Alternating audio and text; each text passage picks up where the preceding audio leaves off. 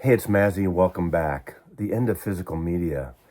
This is something that I was thinking about the last few nights. I have weird thoughts in the middle of the night or before I go to sleep or as soon as I wake up. Ideas, thoughts, and dream sequences, imaginations. That's how my mind works. It always has. Obviously some are way out there, like, things I want to happen. If you wish it enough, it's going to happen. I don't necessarily believe that, but I don't not believe it. Stranger things have happened, but the end of physical media. The reason I bring this up because I've been thinking about this, and I was having discussion after this past weekend watching the Pink Floyd movie with a handful of friends, and we sat around having lunch and drinks, and I brought this up because it was on my mind, and I was thinking, we're in this period of time. I think it was 2016 or 2017 where streaming officially surpassed physical media in terms of, I guess it wouldn't be sales, but just it's the thing that overtook us go buying CDs and records, things like that. And I started looking back and thinking back, like I think the consumer ownership of records, or at least not in record form, but the gramophone was sometime in the 1890s, I believe. I think it was around 1992, 1995, when you, if you were of age and of means, could buy a gramophone. Now, the software at the time was probably minimal. You had a few discs, whatever you had. I'm not going to get into that. So that was a big thing. And then in the 1920s was a big year for record sales, or 78s. Big year. Took a nosedive in the 30s because of the Depression, and then it kicked back in the 40s, and of course in the 50s and 60s, explosion, 70s beyond belief, 80s, CDs, and beyond. So in reality, these aren't exact numbers. I'm not a numbers man in terms of specifics, but I was thinking about this, and in this conversation yesterday, I thought about 50-year period, but maybe it's 70 years. Let's just round it off to 70.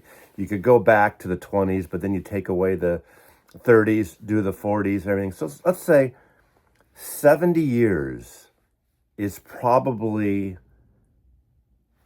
I'm being generous here, the lifespan of humankind owning physical media, at least as the primary media of music. Now, I always talk about it's the music stupid, and that's true. I don't criticize people for streaming. I don't criticize people for just listening to the radio. I don't criticize people for selling their record collections or their CD collections because, I read all these comments here and on the forums and in the chat groups and things about people as they retire, even not retiring, even younger people that, share an apartment or a house or wherever they're living or living at home with their parents, don't have the room for a lot of physical media, and they just want to listen to it. So streaming is an option. Now, I have no problem with people streaming. As I always said before, my only problem is the way artists get paid for streaming. They get screwed, literally screwed for streaming, unless you're a massive artist. And we all know the major labels, that's sort of their big bread and butter these days. And a lot of the labels have gutted certain departments in terms of the physicalness. They're not always licensing their catalog to third parties. Some of them do it in-house beautifully. Some don't do it in-house, it seems like, or not the titles that people seem to want. But of course, that is subjective. I mean, what you want is different than what I'm going to want, or the person next door to me, or the person driving the car next to me, or the person, the different people. We have different tastes, and that's fair. So I'm not going to be a judge of what they put out. People question, it's the same old stuff, it's all boomer stuff, but there's a lot of other stuff coming out too. You have to dig, but you can find things, and it is a wonderful time if you're into records and the physical format of vinyl to buy music. Is it more expensive than ever? Yes, but I think more the problem is, the whole idea of inflation and the way you talk about the balance. It's really not that more than it was in the 1970s depending on what we got. Now, I know this is not a fair comparison, but when I worked in a record store, my first record store, I think I got like $3 an hour. Okay, $3 an hour, and then or so in San Francisco. And San Francisco paid more than California paid more than a lot of other states and a lot of other areas in terms of minimum wages and things. So I got about $3, and then it went up to $3.25, and I don't remember exactly. So for 2 hours of work, I could more than buy an album if I was buying at retail. Of course, working in a store, you'd get a discount, you'd get a wholesale price or something. I forgot what it was. So 2 hours of work. Now, I happen to live in a blue state of Seattle where the minimum wage is close to $20 an hour. I know the federal minimum wage hasn't increased in, 15, 20 years? I mean, a long time. Now, some person's going to say, Mazza, you're wrong. You got that wrong. It's still like $7 and something, right? Maybe $8, not even that, as the federal minimum wage. Now, we all know that's a whole other discussion. Minimum wage jobs should be for entry-level jobs and things like that. So I don't want to get into that. But my point is, so now, let's say it's $15 an hour. That's where it should be at least, $15 to $16 an hour. But it's not in some states and some businesses. So for 2 hours, you can buy a record. So it's the same as it was in the 1970s. The problem is not with the records and the cost of records. And of course now they're pressing a lot less records than they did in the 1970s. They might do a press run of 500 or 2,500 or maybe 5,000. Unless you're beyond that, it's a big deal. Like the record store day things. My friend Joey's Dada record was 2,000 copies worldwide. That's not a lot. And they sold out at $59 for a double record set. And they sold out. Other records, the Ry Cooder record, I don't think has sold out yet. You should get that Ry Cooder live. And that's $26, $27, which is actually a reasonable price for records these days. Again, I'm not going to quibble about that. People in other countries with the way import taxes are, and the way labels distribute the work or don't distribute the work and licensing deals. That is so complicated. And sure, even in Canada, they get screwed with their taxes and things. Again, that's something I just bring up, but I don't really want to, concentrate on. But for what we're paying for music based on the amount they press, the amount they put out, I think it's really a fair deal. Now, again, the problem is everything else is so damn expensive. You could buy a house in the city for a certain amount of money. And now in these cities that I like a city, and I'm a West Coast person. So you go to Seattle or Portland or LA or San Francisco or San Diego, whatever the larger city on the West Coast, the larger cities, it's almost impossible for people to buy a house because it's so out of whack based on, it's hard to get in below $1 million in these places. I mean, there are exceptions. In the Bay Area, obviously, even you leave San Francisco, north, east, or west, you have to go 3 hours at the minimum to get something reasonable, and still not reasonable. But there's so many factors, and that's not what this is about. But it comes back. And again, I'm kind of rambling here. I know this is going to be a ramble video. I'm trying to get it out. So help me here. Or listen, the music is the essence of it. I chose, and partly it's because of, my generation growing up. I'm maybe the only generation that will have this entire life of physical music. And as soon as I'm gone and people in my generation are gone, we're already, the last 8-9 years of my life already, physical music is not number one anymore. It's streaming. So it's already going like this. It has been going like this. And the record companies, they understand. I mean, think about the vinyl thing. What held on to the vinyl are audiophile companies and indie bands and punk bands and that wanted to do vinyl copies. They're the ones that hung on to the physicalness of cassettes and CDs to most part, but vinyl I'm talking about in this case. They're the ones that hold on. And of course, then it grew and exploded and the majors jumped in. And I'm not against the majors jumped in. They kind of, well, that's another story. But as we know, as they're jumping in, we just hope they're not going to leave too soon, and cutting departments and areas of reissues and catalog things is not a good thing. And I've heard that happening and at some labels around the country. And as people have cut back, I have my friend, the archivist, worked with a major label on the digital side of it, and her uh, group was semi decimated, 4 or 5 people cut in half type of thing. And I hear these stories, quite a bit around people I know in the business. It's kind of like me in the photography business. Areas of advertising, they cut it, they cheap everybody. The clients want more for less, cheaper, cheaper. And that's one of the reasons after 38 years I got out of being a photo agent, because of the I hate to say competition. I don't think it's a competition in terms of quality, but everyone's a friggin' photographer because they can shoot it on an iPhone, they can fix it in Photoshop, and now they can create it in AI. And someone learning how to focus a camera, develop film, or at least processing digital files, and really working on creating a wonderful image for advertising or for packaging, even covers. It's kind of a thing that's been pushed aside. That whole thing it's all about consumption and less about the creation. And, again, I'm rambling, and I'm trying to think of how to define this. In this place we are right now in 2025, I'm recording this. It's at the end of this period.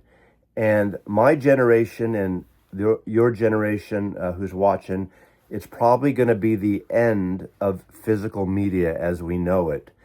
It'll come sooner than later, or it'll drip, drip, drip, drip.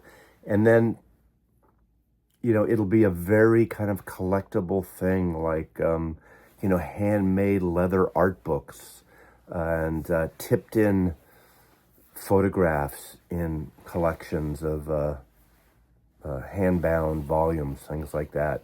The artisan side of it will be gone, and the physical side of it will be gone. And whatever these records are worth is going to be this much.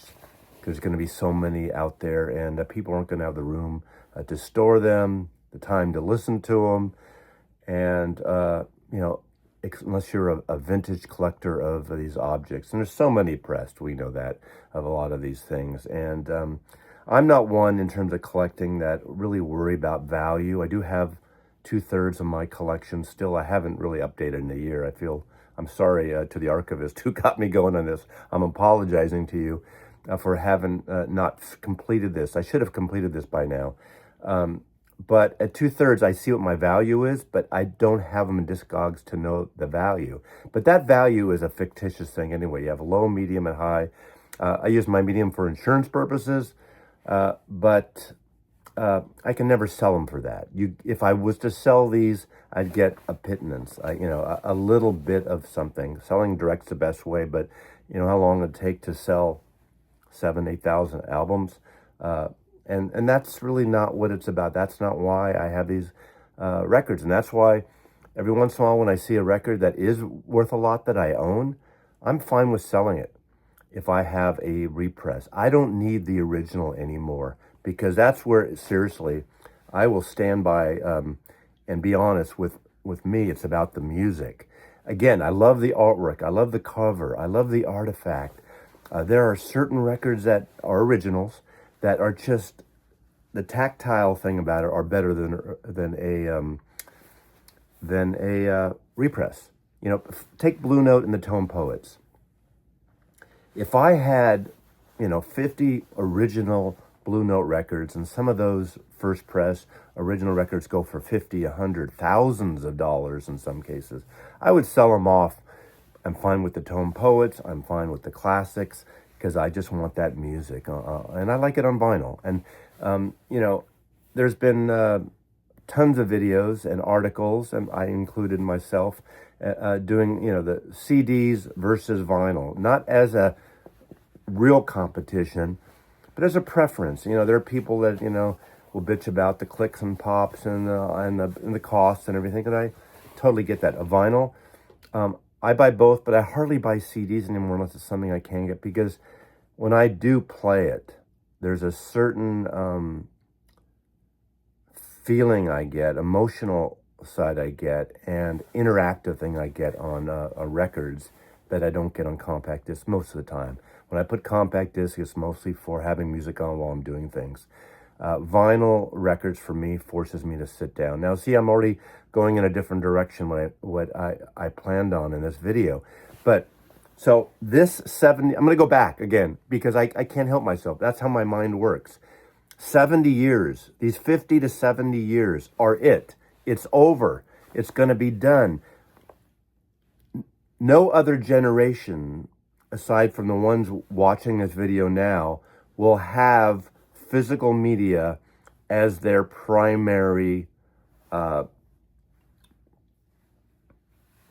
device, as their primary format, if you will, for listening to music.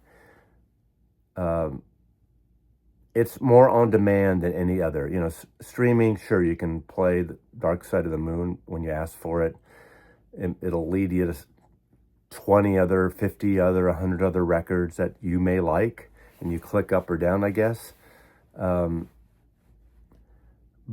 no one will ever have this physicalness before. Even my parents' generation, you know, when records, I think my dad, by the time he died, I don't think he ever bought a record once I bought Beatle records. I don't remember ever him bringing home a record.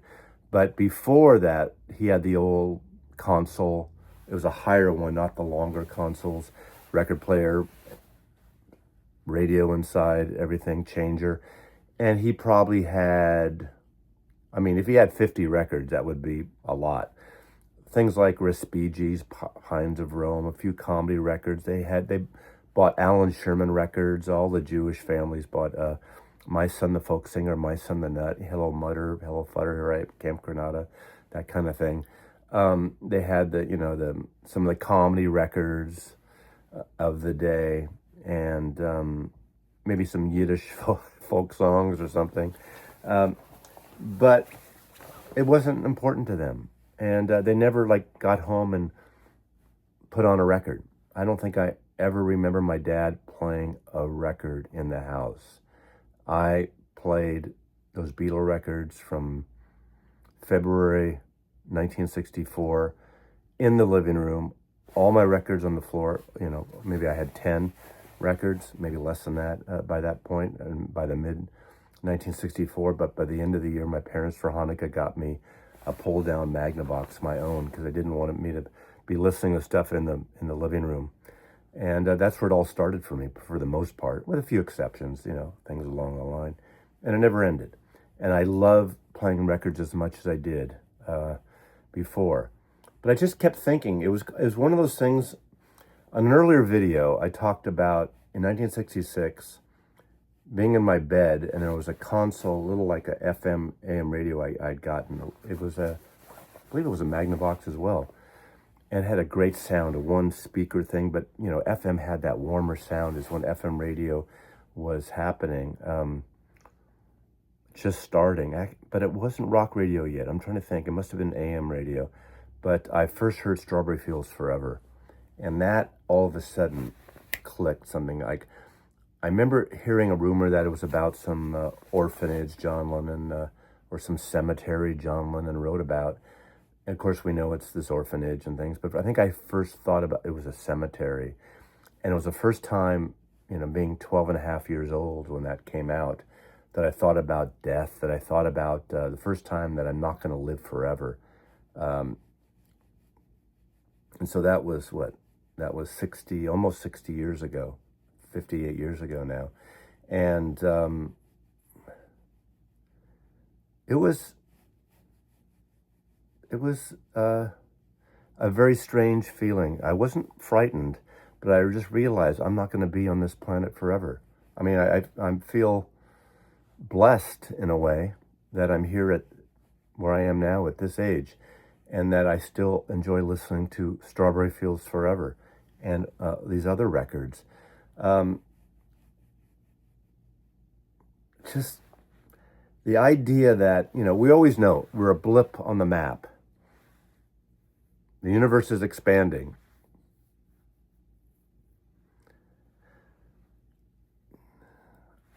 "70 years, and that's it. And probably no other generation will have that, and it'll be even less and less and less. So my generation probably has more than most, um,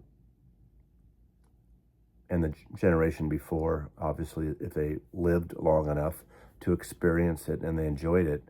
But obviously, my generation's a generation that really got into buying records, and in the 1960s to 1970s, when the record business, like I remember driving down Hollywood Boulevard, you'd see these billboards of all the new releases. And in 1970s, the record business was bigger than Hollywood until like Jaws and Star Wars, and then after that, all the big mega blockbusters started happening, and obviously that's switched now.